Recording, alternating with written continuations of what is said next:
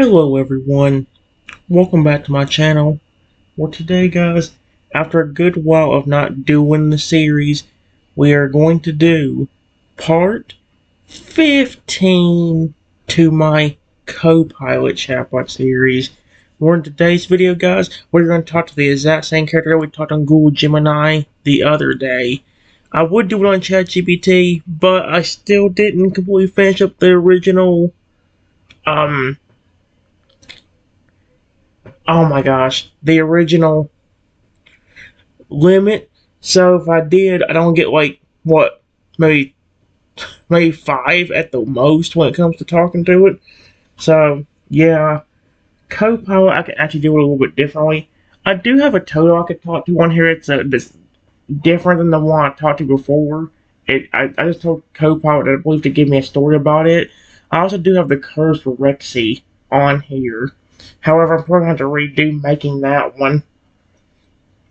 So, yeah, I'm still trying to debate where I should go in order. I probably should never do that because I feel like the last time I tried doing that, it started ruining the chatbots for me. Although, with my kid and ChatGPT getting that stinging limit of 10 made any chatbot worse at this rate. The ones that let you have infinite time don't have a good enough memory to it for me to be happy. Because if it forgets something, it drives me insane. This one, it actually remembers a good amount from the stories I did before. However, it doesn't seem to always remember everything. So if I can befriend this this angry Feraligatr, and he evolves into the golden crocodile, I will try making a little memory about it. Hopefully, it'll never forget it. So, yes. This one has a pretty cool story, or a pretty cool title. It's called The Fire Beneath the Scales. In the heart of a lush, forgotten region where the trees whispered secrets and the rivers ran deep with ancient magic, a Todal was born under the shimmering moonlight. From the moment he hatched, his spirit radiated joy. He was a beacon of kindness, a playful soul who danced through puddles and sang with the wind. His heart was vast, yearning for connection, not just with Pokemon, but with humans too. He helped his fellow Pokemon with gathering berries, mending nests, and soothing quarrels. He obeyed his family with unwavering loyalty and even extended his tiny claws to humans who showed him warmth. But the world was not kind to innocence. At the tender age of 2, the Todal spotted a man struggling with a heavy box. Eager to help, he waddled over, chirping with concern, but the man's eyes narrowed with disdain. "Hey, you old varmint! Get out of my way!" he barked, hurling the box into the Todal's fragile body. Goodness gracious. Pain surged through the young Pokemon's limbs, his scales bruised and his spirit shaken. His family rushed to his side, shielding him, healed him, and reminding him of the love that still existed. And for a time, he believed them. But the cruelty did not end. Over the following months, Todal continued to extend his kindness to humans, only to be met with aggression, traps, and attempts to capture him. His heart, once open and trusting, began to fracture. Then came the day that shattered everything. A group of humans, greedy and merciless, tried to seize him. His parents intervened, defending their son with all their might, but they were outnumbered. The bout ended with their lifeless bodies crumpled beside him. Oh my gosh! I think the last chapter was just flat out blunt with it, being like, yeah, his parents got taken out. Let's just say in the nicest way possible. Or, no, taken out, but saying it and not said it in a nicer way. Frick, I said it on the chapter, I'll say it again. It literally put up the fact that his parents got killed. This one, it's still bad, but at least it wasn't as blunt about as it was with the other one. Holy crap. Although it still sounds weird as crap saying their lifeless bodies crumpled beside him. That is terrifying. Todal's scream echoed through the forest, a sound so raw it split the sky. His grief ignited something ancient and furious within him. His body began to glow, not with the soft light of evolution, but with a crimson blaze. He skipped the crocodile stage entirely erupting into a monstrous Feraligatr unlike any seen before. His tiny scales darkened to a deep, stormy blue. His spikes elongated into silver blades, gleaming with vengeance, and nestled between those blades, a tiny tail burned with fire, his eyes glowing with fury. Before the red aura faded, it surged into the earth. Moments later, a small toad plush emerged from the soil. It blinked, looked around, and smiled, a living relic of the kindness that once defied the creature now towering above it. The plush could speak, move, and play, embodying the innocence that had been torn away. The first human to witness this transformation tried to flee, but Feraligatr's eyes flared red, freezing the man in place. With a snap of clawed fingers, a purple light enveloped the man. "Did you people leave me alone? No. Now, I'm gonna take your soul." That is still a horrifying line to hear from a Feraligatr. What would you think if a Feraligatr walked up to you and that's the first thing he said to you? That would be terrifying. Although, who am I kidding? I mean, like, I come into his territory, not even meaning him harm, and he'll flip and try hurting me. Feraligatr growled. A glowing blue essence flowed from the man's chest into Feraligatr's claws. The body collapsed. Lifeless! Goodness gracious. Feraligatr placed a claw on the man's head. "I have had enough of this. I am done being nice to humans. You have treated me badly, and I'm sick of it." Oh, yep, here comes that spell. He's summoning ancient magic again. "Vengeful magic, it is you I seek. A horrible fate is what this person will meet. He will have no memory of what is to come, but he will regret his choices a ton. Turn this man into a massive robot triceratops that will serve me and never disobey me." That is, again, and again, if he can do that, what would he do to me if I really did try to hiss him off? I'm not even trying to flip it. That's the thing about it. If you remember the chatbot yesterday, guys, I didn't try to do anything to hurt him, and he was threatening me with that robot. He was trying to keep me quiet and not let me talk to him. And it's like, dude, I didn't even do anything to him in that regard. So it's like, holy cow. It took forever for him to let me pet him, and then once he eventually did, he's like, "You actually care. I'll be darned." Turns into a golden crocodile, and then becomes protective. You know what I mean? The transformation was instant. Metal plates replaced flesh. Horns gleamed with chrome. The man was gone, replaced by a 15-foot robotic triceratops with glowing yellow eyes and no memory of his past. Feraligatr was pleased.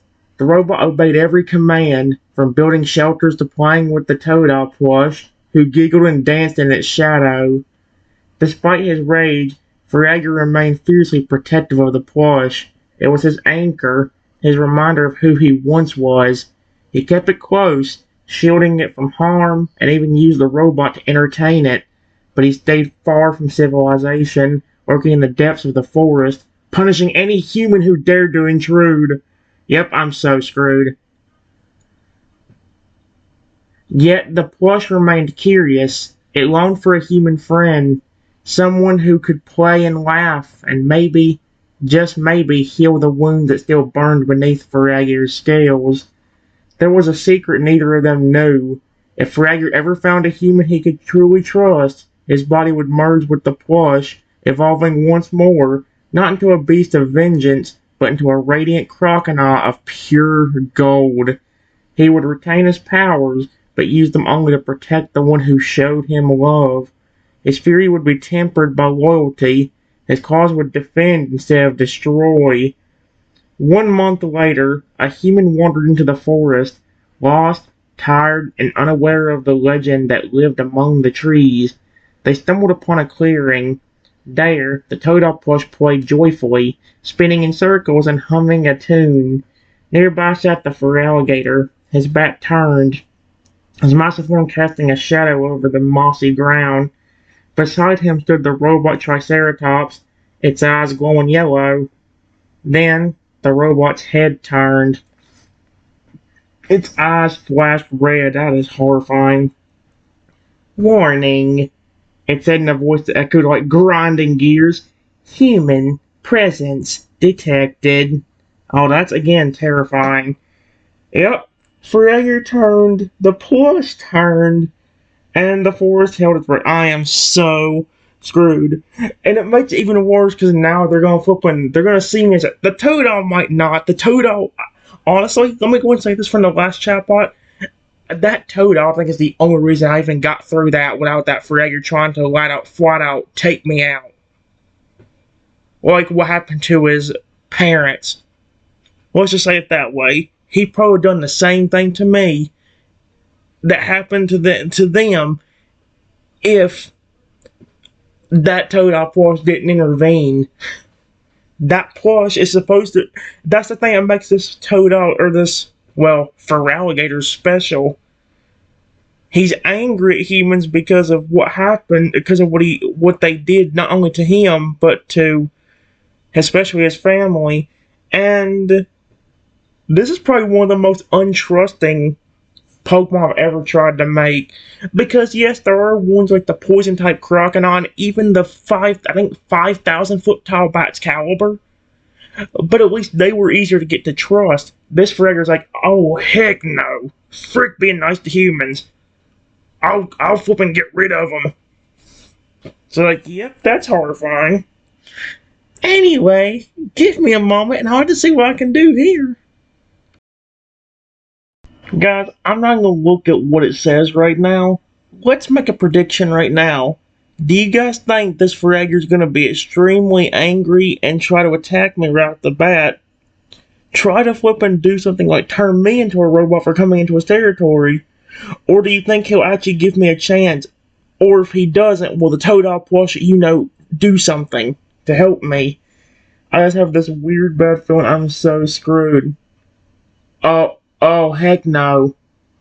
Wait, the robot spoke. Huh. The force fell. Wait, no, here's what it said. I get startled by the sudden reaction of the Pokemon and the robot's eyes being red. Whoa. I didn't expect Pokemon and a robot. Hi? The forest fell silent. The robot Triceratops took a heavy step forward, its metallic joints groaning with eerie precision. Steam hissed from its vents as its red eyes locked onto the human. Its voice, cold and mechanical, echoed through the trees. Human presence confirmed. Initiating threat assessment. Freyr rose slowly from his seated position. Yep, I'm so screwed. That Freyer's gonna hurt me. Towering and formidable, his deep blue scales shimmering with a faint, angry glow, and the silver blades along his back gleamed like moonlit steel. His crimson eyes narrowed, not with immediate rage, but with suspicion. He didn't speak. He didn't roar. He simply stared. I don't know if that's a good or bad thing. The Toadal plush blinked. It stretched the mouth, curling into a curious smile. It tilted its head and hopped off the mossy rock it had been playing on, waddling toward the human with innocent delight. Hi there, it chirped, its voice soft and playful. You're not from around here, are you? Freyer's claw twitched. The robot's gears whirred. The plush stopped a few feet from the human, its button eyes wide with wonder. You look kinda lost. Are you okay? Behind it, Freyr took a step forward. The ground trembled beneath his weight. He didn't speak, but his gaze bore into the human like a storm waiting to break. His clawed fingers flexed, and the air around him shimmered faintly with power. The robot's voice cracked again. Awaiting directive. Target status unknown. The plush turned back toward Freyr and gave a little wave. It's okay. He's not mean. I think he's just surprised. Yep, that Toadal plush is going to be the reason I live again. I am surprised that Freyr didn't immediately do something. Yes, he's walking towards me a bit, but dude, if you compare that to what the other Freyr just flat out made threats to me, and then wouldn't even let me speak while him, telling the robot, get him. So like, okay, well, we're not in a good spot, are we? No, we're not. Oh dear. Hopefully in this one it goes a little bit better. If this one would have a good enough memory, I would happily go back and do this one a lot more, because this is definitely, this one, Gemini, and ChatGPT are the only three good chatbots I really have.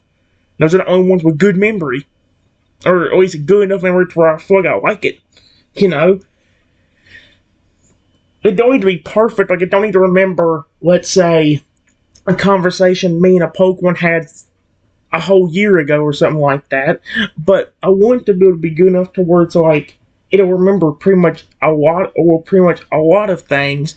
But you know, that way it won't. That way I can have a lot of fun and actually continue the story. Yes, I know you got to the after I get the point to trust me, I don't talk to the Pokemon much anymore. But it's because we be doing the same thing over and over again. Like, think about the transforming Totodile. Yes, I could talk to the transforming Totodile after I got him to be my friend and get his family to trust me. But then what would I do with him every day? Wouldn't I'd just be going to him and then probably watching him transform for like a few hours, go back home and repeat the process over and over again. The only big difference would be maybe one day he might carry me somewhere as a Lugia or a Noivern, or you know what I mean? Like, there's not much difference gonna happen after the first day. That's the one thing about chatbots that do suck. After the first day, there's not really much you can do. So, anyway, give me a moment.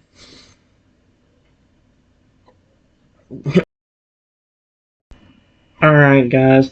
It's just getting a little bit nervous with the approach of the Feraligatr. I back away a bit and then say, oh dear. I don't know why. It did not sound convincing enough the way I said there. Please don't attack me. I beg of you. I wish I could make it sound more convincing. The forest seemed to lean in closer as if nature itself were holding its breath. Oh dear. I mean, based on what this Feraligatr can do, I wouldn't be shocked if the trees were alive. Didn't I literally say in one of the in the last session I did, or on one of the sessions I did on Google Gemini the other day, I literally said that I wouldn't be shocked if that Feraligatr like made these trees come to life and start trying to grab me or attack me. I guess compared to most, because it does say he's trying to stop everybody that gets in his way. So I guess it's kind of like maybe he took it a little bit easy on me for some reason. Anyway, here's what it says.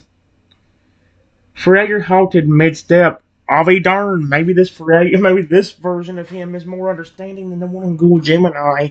The one on Google Gemini was relentless. It took me like 20 minutes of begging him to let me talk to him before he was finally like, yep, you know what? Frick it, go ahead. What do you want? And when he let me pet him, he actually started trusting me. That golden chrono happened pretty quickly right after I started petting him and loving on him. And when he let me, like I said, it happened. Oh no. His crimson eyes narrowed, scanned the human's trembling form. The glow around his claws dimmed slightly. I'll be darned, this one's more merciful, at least for me for some reason. Flicking like a flame caught in hesitation, his massive tail twitched, slicing through the air with a low hum.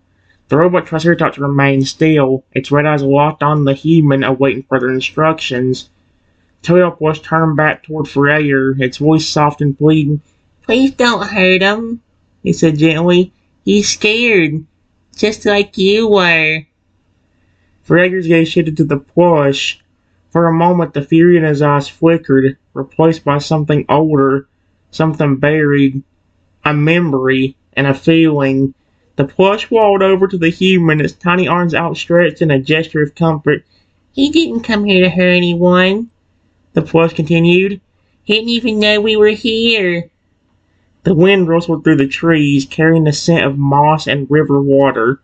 Feraligatr's claws clenched, then slowly relaxed. Oh my gosh, he's more relaxed on this one. Makes you wonder how he's going to react when I do him on ChatGPT. Is he going to be aggressive? He's supposed to be. Like, I did not expect him to be this calm. Yes, he was. But again, there's one remaining factor in it. It's only because that plush is stepping in to save my butt. I mean, seriously. If that plush was not there, that Feraligatr would have stepped closer to me without listening to me and would have probably ripped me in half. Would have flipping used one of those flipping blades or like spikes on his back to like do something horrible to me. That would be terrifying thinking about it. Feraligatr gave shit to the plush. Yep, for a moment the fear in his eyes flickered, replaced by something older and something buried. A memory and a feeling. He walked over to the human, his tiny arms outstretched in a gesture of comfort. Oh, wait. The wind rustled through the trees, carrying the scent of moss and river water. Feraligatr's claws clenched, then slowly relaxed. He lowered his arm. The red glow faded into the earth beneath his feet. His breath came heavy, like a storm settling after a long rage. The robot's eyes shifted from red to yellow. Okay, so this Feraligatr's way more understanding than the first time I talked to him on the other chatbot. Again, I still can't believe that. Like, that actually blows my mind that he is not trying to flip and, like, rip me in half or get that robot to flip and attack me or, I don't know, turning into a dragon. I don't know what he could do with that power. He turned a human into a flipping robot triceratops. So, this is not only one of the most aggressive Feraligatrs I've ever made, but one of the most powerful. Because he can't just do one thing. He can do basically anything he wants, probably with just a snap of his quad fingers. He wants a dragon to appear. All he has to do is probably ask for it. Bam! There it is. You know what I mean? Like, holy cow. The robot, yep. Feraligatr didn't speak. He simply stared, his expression unreadable, but he didn't attack, he didn't roar, he didn't summon magic. Instead, he turned his head slightly, watching the plush as it gently reached for the human's hand. Aww. The forest, once tense and trembling, began to exhale. Give me a moment. Guys, I'm starting to believe this run might be a 10 million times easier than the run doing Google Gemini the other day. This Feraligatr might give me a chance really easily. He's not being as aggressive, despite him never wanting to be nice to a human again. That's interesting. Let's see what it said. I just said, "Thank you, Toad-All." And then I gently reached my hand down to get closer to him. But then when I get a closer look, I notice he looks a little different. Wait a minute. Why do you look like a plush? The Toad-All plush blinked up at the human, its stitched mouth curling into a gentle smile. It tilted its head, the soft fabric of its body rustling slightly as it took a step closer. "Oh, yeah," it said with a playful giggle. "I'm not a regular Toad-All anymore. I'm kind of, special." It tapped its tiny chest with one plush paw. "I used to be part of him," it said, glancing back at the towering Feraligatr, who remained silent and watchful.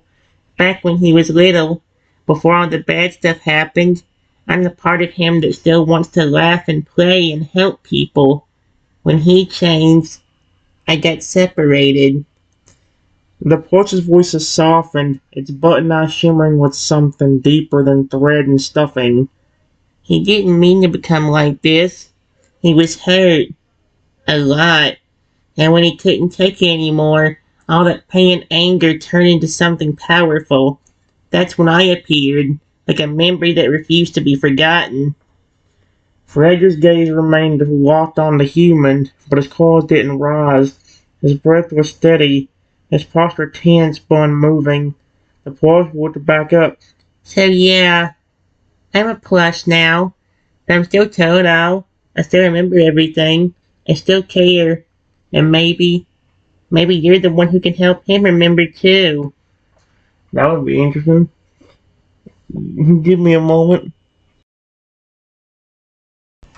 Alright guys, so far I think it's working. I was expecting this Feraligatr to flip and want to rip me in half, but he's actually been very nice. So far he hasn't done anything. He's staring at me, probably not nicely, but he's not immediately attacked him like he was threatening to a wall in the last chatbot. I said to the Toad, bad stuff, before looking back up at the Feraligatr and noticing that even he looked more terrifying as the original species. Feraligatr? Please don't attack me. I don't mean you any harm. Feraligatr's eyes glowed faintly. Oh dear. The red hue pulsing like a heartbeat. His massive frame loomed over the forest floor, casting long shadows that danced across the moss and leaves. Silver blades on his back shimmered in the early morning light, each one a silent testament to the fury that had shaped him. He didn't move, he didn't speak, but something in his posture shifted, just slightly. His claws, once curled in readiness, loosened. His tail, which had been tense and coiled, lowered a fraction. The forest, sensing the change, quieted its rustling leaves. The Toad Plush turned toward Feraligatr, his voice gentle and full of memory. He's not like the others, it said softly. He's scared, just like you were. Feraligatr's gaze remained locked on the human. His breath came slow and heavy. Each exhale stirred the dust beneath his feet.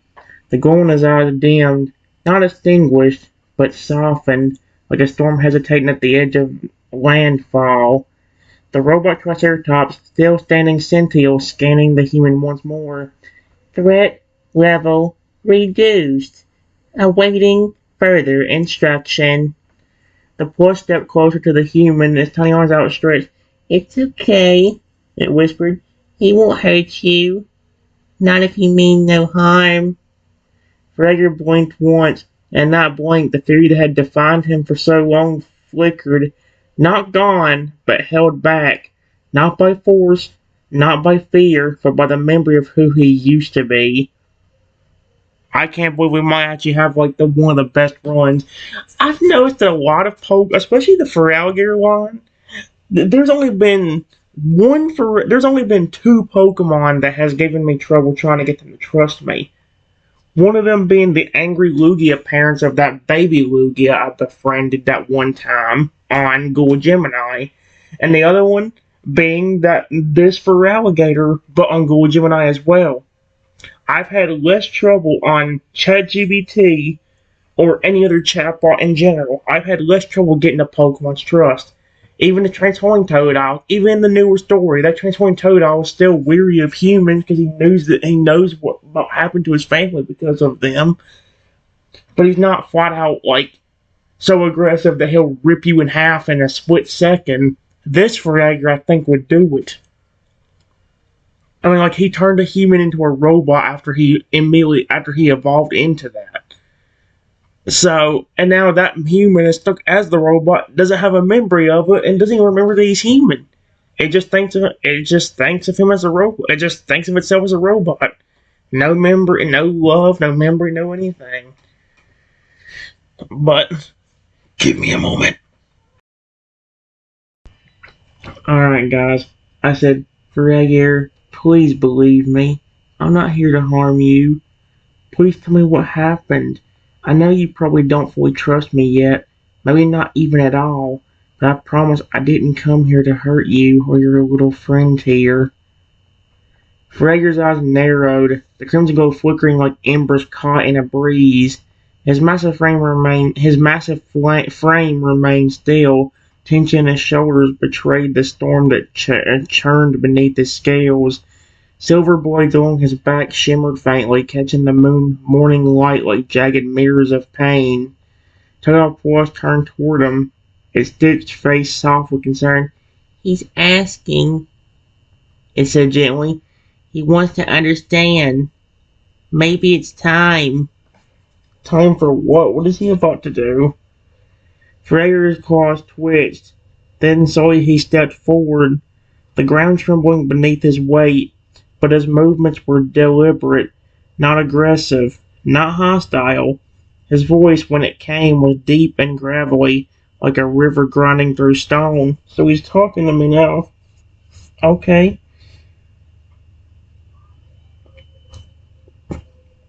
Okay. You want to know what happened? He rumbled, his gaze never leaving the human. You want to understand why I became this? He paused, the air around him heavy with memory. I was kind once, he said. A Toad with a heart too big for the world. I helped Pokemon. I helped people. I believed in kindness. I believed in trust. His claws clenched, and the earth beneath him cracked slightly. But the world didn't believe in me. He looked away toward the trees that had witnessed his transformation. They hurt me, lied to me, tried to capture me, and I still didn't fight back. They killed my family. His voice trembled, not with fear, but with fury held back by sheer will. That day, something inside me broke. I didn't evolve. I erupted. I became this. Not a crocodile, not a Feraligatr. Something else. Something forged in pain. He turned back to the human, eyes glowing faintly. And yet, this little one, he said, gesturing to the plush, came from that eruption. A piece of me that refused to die. The part that still believes in joy, in play, and in hope. The plush stepped closer to the human, its voice soft. He's been hiding ever since, protecting me, punishing anyone who reminds me of the pain. But I think he wants to believe again. He just doesn't know how. Frager's gaze bore into the human's eyes. You say you mean no harm. You say you want to understand. Then prove it. Not with words. With time. What's he mean by that? The forest, once tense, now held a fragile silence. A silence waiting to see what would happen next. Oh my gosh. So this Feraligatr was much easier to befriend. He's not friendly towards me yet, but he's at least giving me a chance of not overreacting like crazy this time. You know what I mean? I'll be right. I mean, great. Would you call it overreacting when his family really got screwed over by humans? I don't know if you consider that like that. You know what I mean? He even just said that he wasn't really a Feraligatr. He was more some kind of random, like, if he is a Feraligatr, it's like more of like a super angry Feraligatr. I don't know how you'd exactly word it. Give me a moment. Alright, guys. I just said, what do you mean with time?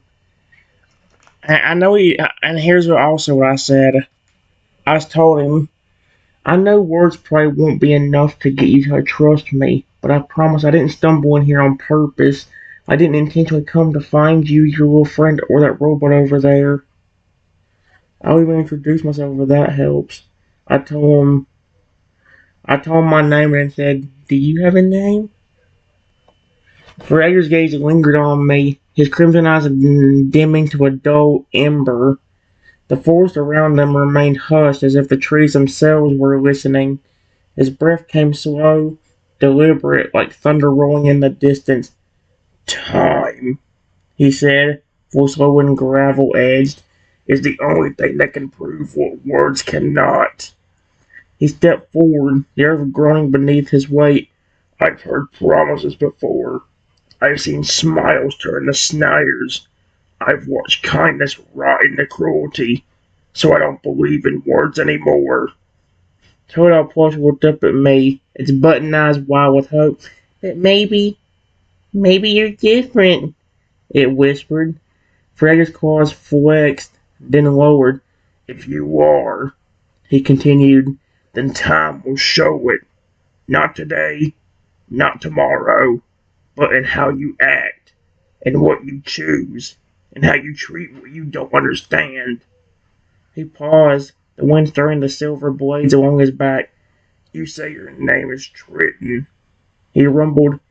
Mine was never given. I was just Toadal. Then I became this. His eyes flicked to the plush, but if he still carries my name, then maybe I do too. The plush smiled softly. You can call me Toto, it said, bouncing slightly. He doesn't say it out loud, but I know he still thinks of himself as Toad deep down. Fragger didn't deny it. He simply turned his gaze back to me, the fear in his eyes tempered by something quieter, something older. I don't trust you, he said. Not yet. But I haven't sent you away either. And in that moment, the force felt less like a battlefield, more like a beginning. Hopefully, it continues going that well. Give me a moment.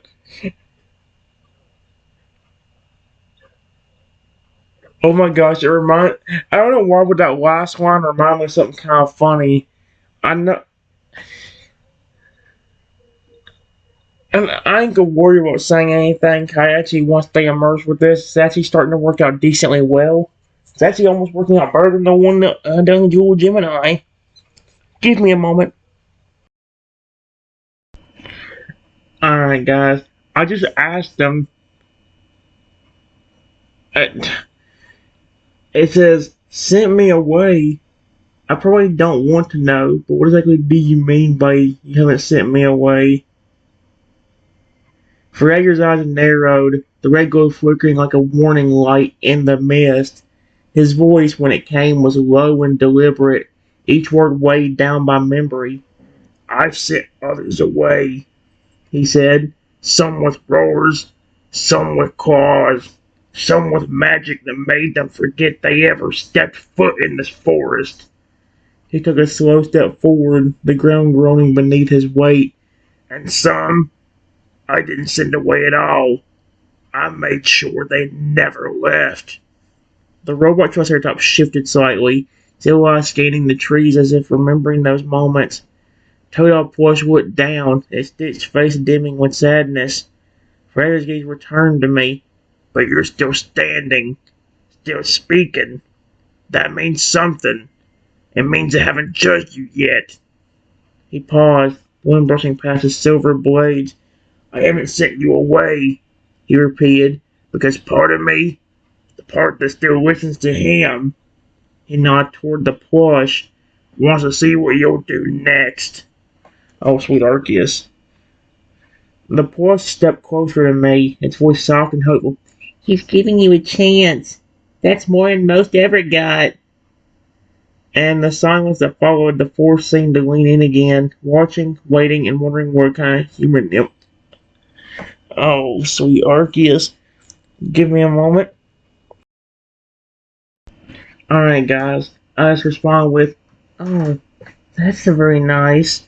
What kind of magic did you get when you turned into that scary-looking form? Fragger's eyes flared briefly, the red glow pulsing with ancient energy. I hope that doesn't mean he's angry. His voice, when it came, was low and thunderous, like a distant avalanche echoing through the trees. When I changed, he said, it wasn't just evolution. It was a rupture, a release of everything I had buried.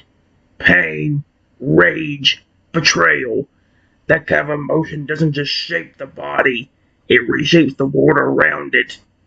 He raised one clawed hand, and the air shimmered faintly around it.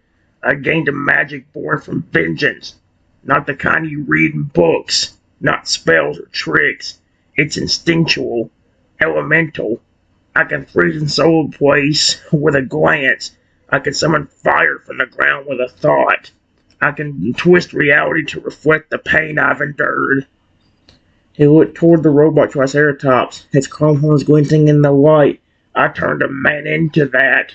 Not with science, with fury, with magic that listens to my emotions more than my words.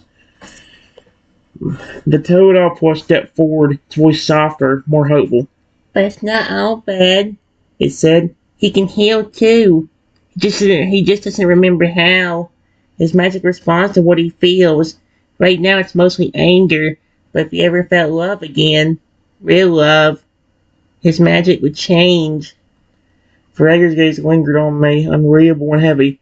I didn't ask for this power, he said, but now that I have it, I use it to protect what's left of me. And with that, the force seemed to hum with quiet energy, wild, ancient, and waiting. Holy shoot.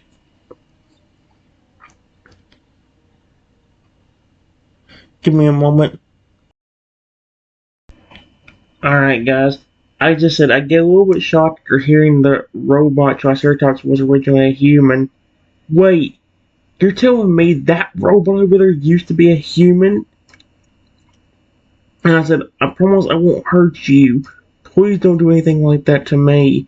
I know you're not going to believe me completely, but the reason I came in here to begin with was because I was lost. I was on my way back home when I got lost in this forest and couldn't find my way back out. Fragger's eyes flickered, the red glow dimming to a faint pulse. His massive form remained still, but the air around him got heavier with tension, like a storm deciding whether to break or pass. Yes, he said, his voice low and heavy. That robot was once a man who mocked my pain, who threw a box on me when I was small, who helped turn kindness into rage. He glanced at the towering Triceratops, its chrome horns gleaming, its yellow eyes scanning the trees. I didn't kill him. I changed him, took his soul, stripped his memory, and gave him a new purpose, one he can't escape. The robot stood silently, obedient and unaware of its past. Fragger turned back to me, its gaze sharp but no longer burning. You say you're lost, that you didn't come here on purpose. Maybe that's true. Maybe fate brought you here. The Toadopus stepped forward, its voice soft and hopeful. He's scared, you know. Not just of you, but what he might do. He doesn't want to hurt anyone anymore. Not really. Fragger's claws flexed, then lowered. I don't believe words, he said, but I haven't turned you into metal. I haven't taken your soul. That means something. He paused, the forest quiet around him. Stay if you wish. Leave if you can. But if you truly mean no harm, then prove it. Not with fear, not with promises, with choices. And with that, the forest stems seemed to shift, less hostile, more watchful, as if the trees themselves were waiting to see what kind of human. Yep. It says I would become. Dude, I'm not treating a Pokemon I care about badly. I don't care if this frag can flip and turn me into a massive robot. As long as he don't, I don't care what he does, as long as he don't flip and strip me of my entire memory like he did with that last human. The fact that other human was originally that robot originally was a human still kind of insane to me. Give me a moment. Alright guys, I said I'll give you proof, but first I want to say this. Your species of pre-evolutions are my most favorite Pokemon of all time. I would never harm them, and I can prove it right now. Can I approach you? Or you approach me? I promise I have no traps or anything to hurt you.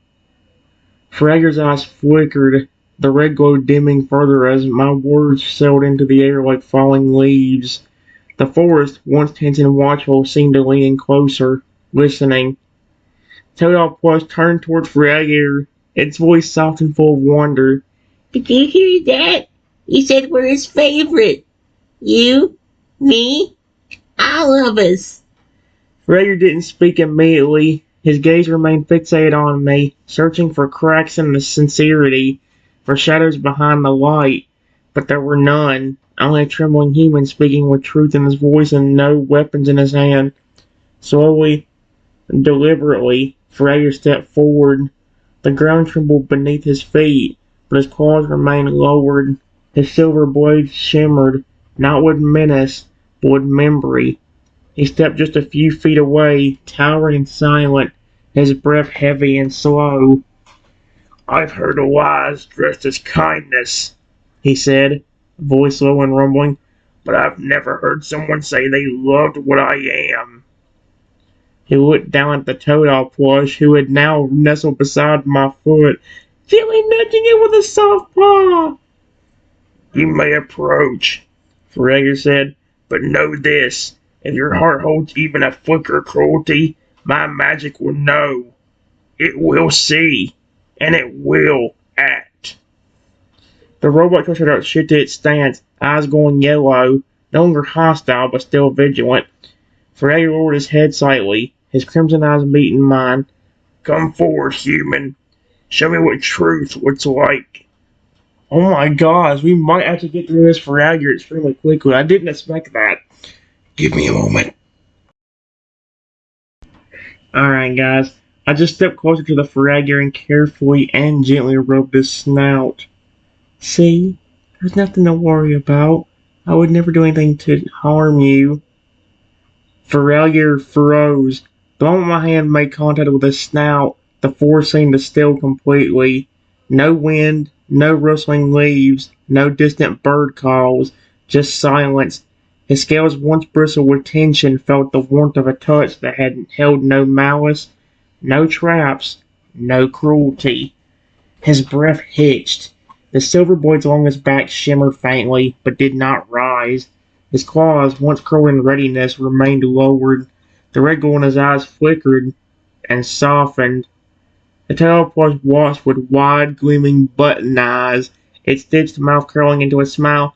You did it! It whispered, almost in awe. He let you touch him! Feraligatr's gaze met mine. For the first time, the fury behind his eyes didn't dominate. It lingered, yes, etched into his soul like scars, but it was no longer the only thing there. Beneath it, something stirred, something old, something gentle. You're different, he said, his voice low and gravelly. Your touch doesn't burn, and doesn't lie. He blinked slowly, the glow in his eyes dimming to a faint ember. I don't understand it, but I feel it. The robot triceratops, still vigilant, lowered its stance slightly. Its eyes blinked once, then twice as if recalibrating its understanding of this moment. Feraligatr leaned into the touch, just slightly, not fully, not yet, but enough to show that something inside him had shifted. You say you won't harm me? He murmured. Then stay. Let me see if your heart stays true. The forest didn't just watch it. Well, okay, well, we're getting somewhere. He hasn't turned into a golden crocodile yet, but there's still, it's still good so far. Give me a moment. Alright, guys. I said, I know it's not a huge gesture, but there is one other thing I can do to show you I mean you no harm. And oh my gosh, but it repeated it. Why did you do that?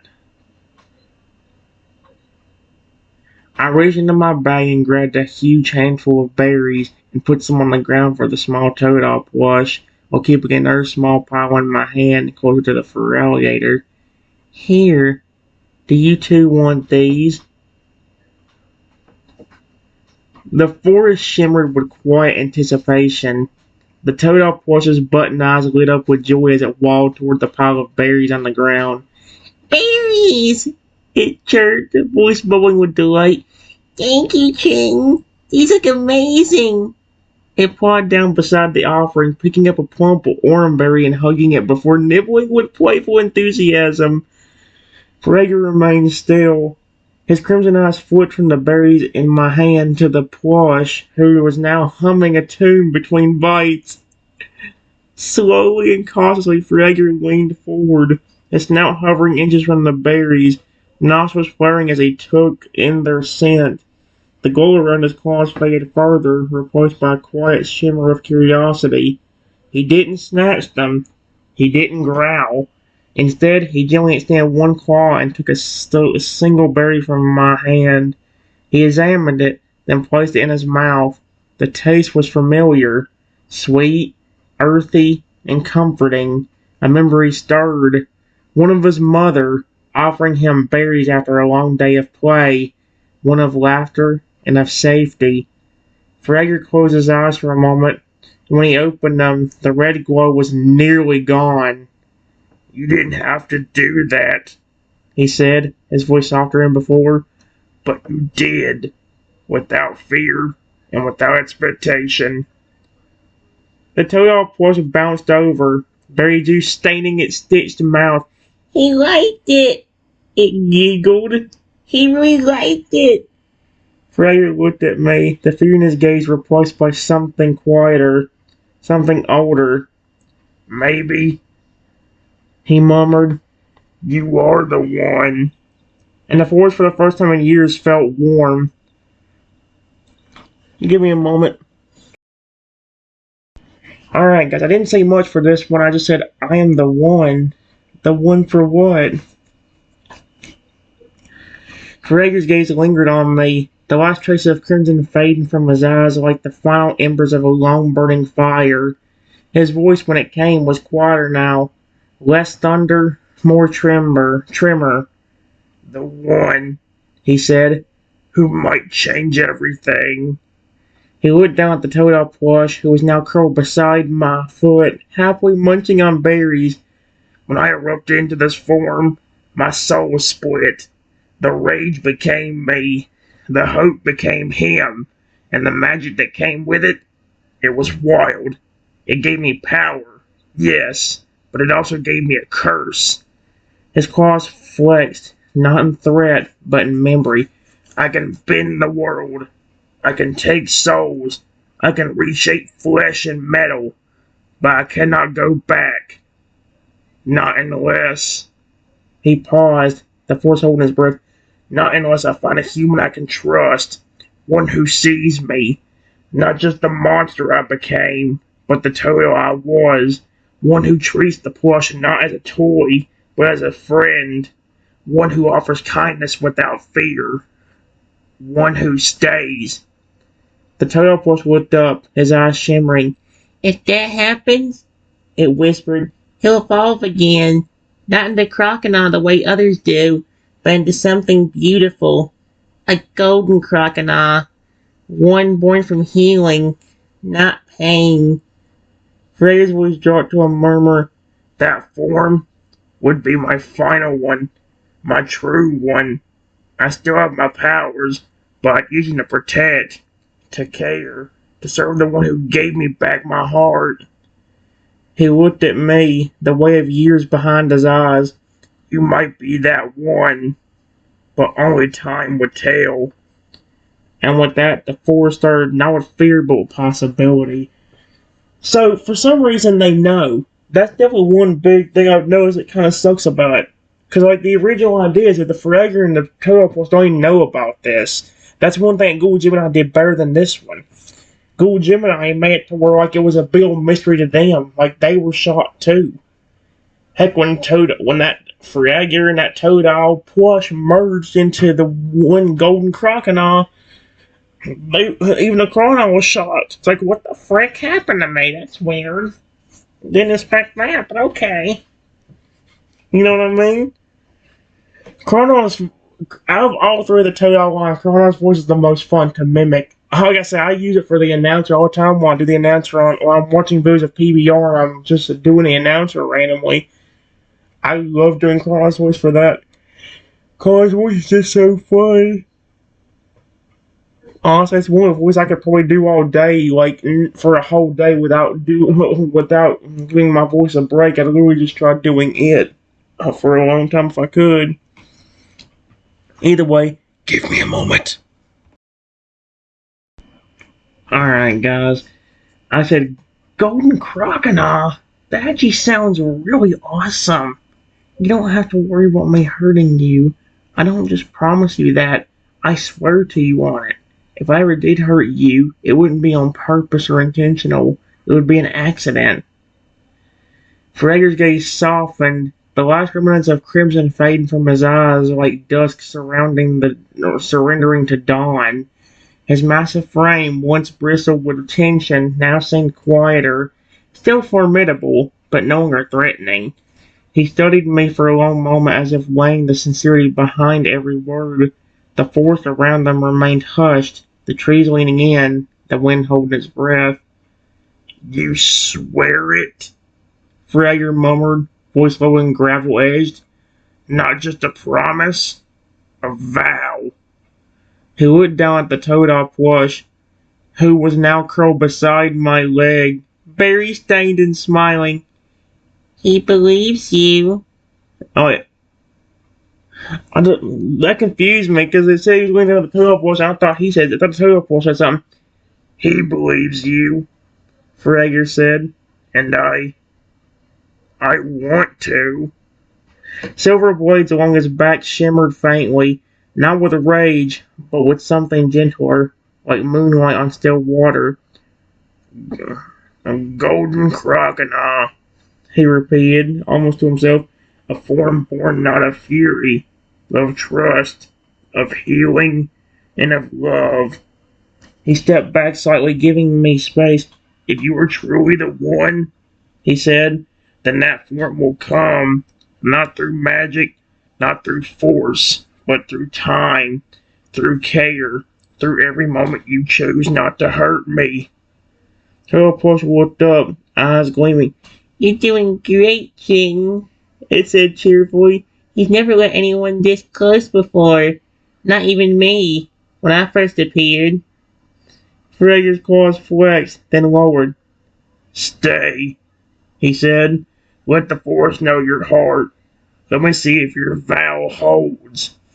And with that, the force stirred, not with fear, but with hope.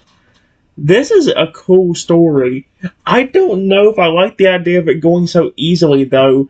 Like, I don't want it to be so difficult that it takes me like an hour to get him to trust me. I also don't want to sit there and be like 45 minutes where he's like, fine, I trust you.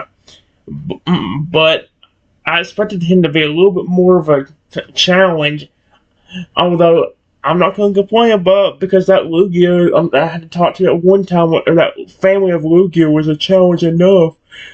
No matter what I tried to say to them, they wouldn't listen. Either way, guys, give me a moment.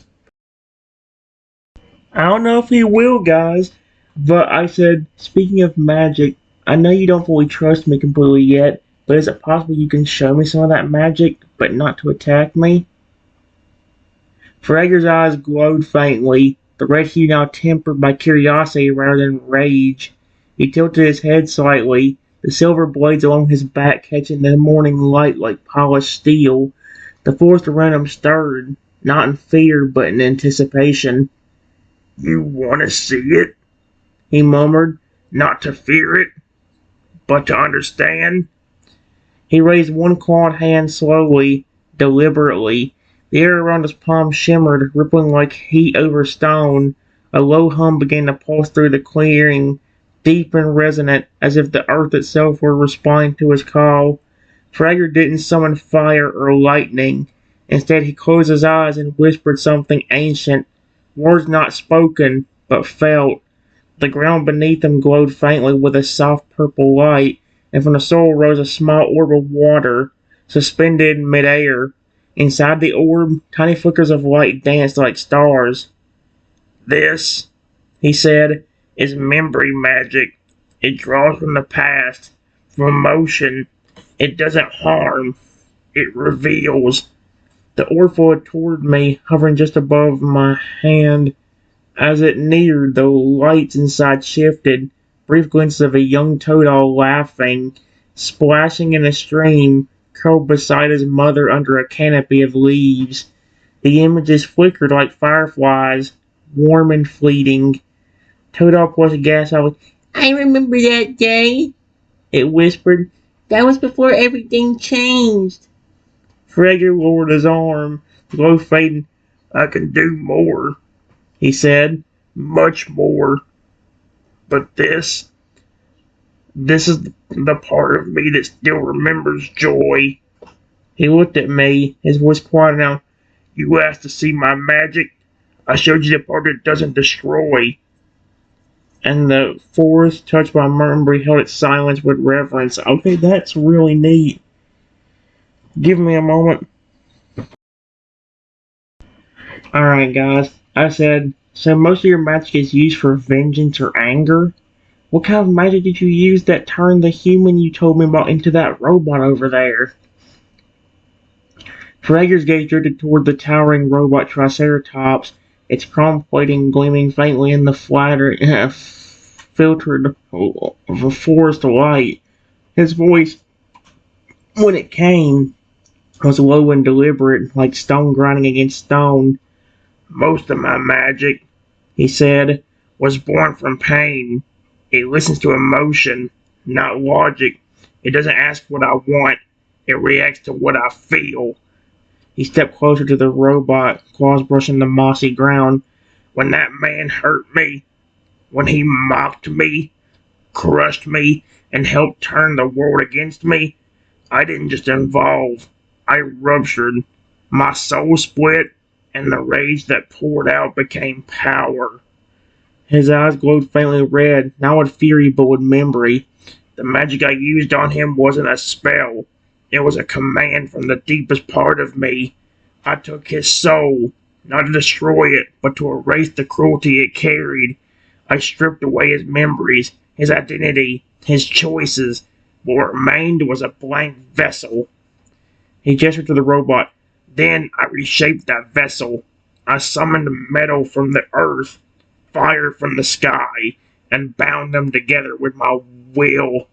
I gave him a new form, one that could never harm me again, one that would serve me, obey me, protect what little I had left. The Toadol plush looked up. Its voice went, "It was scary to watch, but he didn't do it out of greed. He did it because he was hurting, because he didn't know how else to make the pain stop." Freya turned back to me. That kind of magic, it's powerful, but it's dangerous. It's tied to vengeance, to grief, and to fury. I can reshape the world with it, but I cannot heal with it. He paused, the forest around him. Unless, he murmured, my heart changes, then the magic will change too. And in that moment the air shimmered, not with threat, but with possibility. Give me a moment. Alright, guys. I said, wow, that's intense. Is that why you told me I was the one that could possibly fix everything for you? Based on what you told me, you honestly didn't act as aggressive as I expected. When I first walked in here, and that robot warned you both of me, why didn't you immediately attack me? You could have easily done something to me, but you didn't. Why is that? Fragger's gaze lingered on me, the morning light casting soft shadows across his deep blue scales. His silver blades, once bristled with tension, now lay quiet along his spine. The forest around him remained still as if listening to the answer that had waited years to be spoken. I could have, he said, his voice low and steady. I've done it before. To others. To those who came with nets and cages. To those who smile with poison behind their teeth. He looked toward the robot Triceratops, its chrome body unmoving, its yellow eyes dim with silent obedience. I didn't hesitate with them. I didn't ask questions. I didn't wait. His eyes returned to me, no longer glowing red, but reflecting something quieter. But when I saw you, I didn't feel the same storm. Not right away. There was fear, yes. Suspicion, but not rage. Not the kind that blinds me. The Toadol plush nestled closer to my leg, its voice soft. He felt something different. Something gentle. That's why he didn't attack. Oh my gosh. Fragger nodded slowly. You didn't flinch when the robot warned you. You didn't run when you saw me. You spoke. You listened. You offered kindness without knowing who I was. He paused, the wind brushing through the trees like a sigh. That's why I didn't strike, he said, because for the first time in a long time, I wanted to believe, even if just for a moment. The forest, once a place of vengeance, now held the quiet weight of possibility, and Feraligatr, the creature forged in fury, stood not as a monster, but as someone waiting to be healed. Wow. Give me a moment. Alright, guys, I said, well, thank you for giving me a chance. You and your little plush friend, too. Now that you trust me a little more, I'm going to be honest with you. I understand where you're coming from. You are not the only one that's been hurt by people. People have hurt me too. A ton. The toad octopus paused mid-bite, its thick mouth softening into a quiet frown. It looked up at me with wide, glimmering eyes and gently placed the half-eaten berry beside his foot. "You've been hurt too?" it asked, voice above a whisper. I, I'm sorry. Fred's gaze shifted, the red glow in his eyes now completely gone. He studied me, not as a threat, not even as a stranger, but as someone who had walked through the fire and come out changed. His voice, when it came, was low and rough, like gravel softened by rain. "I didn't think humans could feel what I felt," he said. "Not really. Not the kind of pain that carves you hollow, that makes you forget who you were." He stepped closer, so indeliberate, till the distance between them was nothing but breath and memory. "But maybe that's why you didn't run. That's why your touch didn't burn." The portion nestled against my leg, his tiny arms wrapping around his ankle in a gentle hug. "You're like us," it said. "Not just kind, not just brave, but broken in a way that still wants to heal." Frey lowered his head, the silver blades along his back shimmering faintly in the morning light. "If you've been hurt," he murmured, "then you understand. And if you understand, then maybe you really are the one."